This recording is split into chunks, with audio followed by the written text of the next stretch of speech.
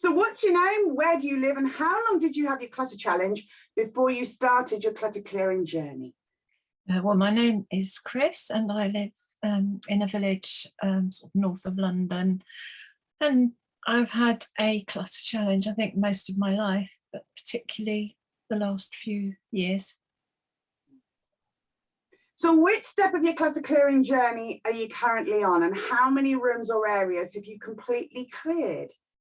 I'm on step 5 and I've completely cleared 3 areas. Well, no, one was a room, a small room, and I'm halfway through the next one.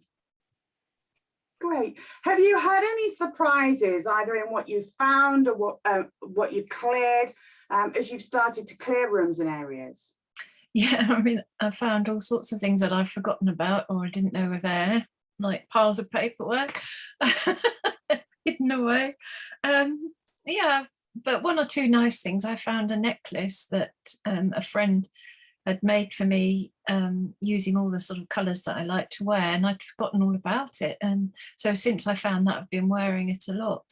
So that was nice. And I found a torch that I'd confiscated from my grandson.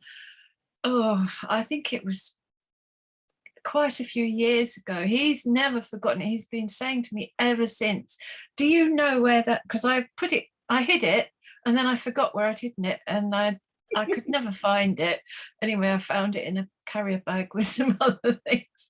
So he was very pleased, but it's quite fun. Brilliant, brilliant. Now, lots of people struggle to make decisions about their clutter. They keep things in case they're becoming useful. They try to decide where to put things and end up moving things from pile to pile, corner to corner, room to room, or end up simply reorganizing or storing their clutter rather than actually clearing it. Yeah. Before you started your journey, did you do any of all of that? Yeah, and it's still the kind of mindset that I slip back into if I'm not careful. It's just such a kind of ingrained pattern of thinking. I'm more aware of it now. So how do you think you've been able to start to change that way of thinking and start to let go of things instead? Well, the not sure category is very useful. It's took me a while to sort of understand it really and its purpose, but yeah, it's a good way of a halfway house between letting go of things or keeping them. And surprisingly, it does make it easier to let go, seems to. Now, lots of people want to know why they struggle with their clutter, and other people don't struggle with their clutter. Now, you've successfully completed step 1 of your journey, in which we learn about some of the reasons why we have our clutter and why we struggle to clear it. What difference do you think learning about why you've struggled in the past has made to your clutter clearing journey? I think it's probably quite subtle. It's not kind of that I had one huge light bulb moment and then that changed everything forever. But it is a kind of some of the things that you talk about, like temporal discounting and all those sorts of things, they, as you apply them to yourself, they make sense. And it, yeah.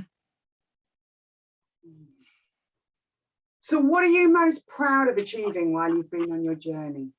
Not giving up, which I thought I would, and keeping, you know, when I've cleared areas now, they're staying clear, which they never would have done before, and just changing habits, you know, and ways of thinking, as I was saying.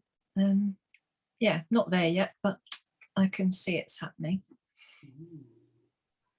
The 7-step journey that you're on is a part-time course. Now, lots of people struggle to accept that clearing their clutter is going to take time and patience. Once we decide we want to clear our clutter, we want it done as quickly as possible, and ideally with a magic wand. Yep. What advice would you have for those who say that they want to clear their clutter quicker than it will take them on the 7-step journey? I say good luck to them, because it wouldn't have happened if I'd done it. When I first started the journey, I was like that. I wanted it all done quickly, and so did my other half. And it took me a long time to accept that it is a process and it's quite slow, but slow and steady gets there in the end. I'm just starting to believe now that I'm going to succeed, but I would never have been able to do it on my own. Lovely. Thank you for sharing.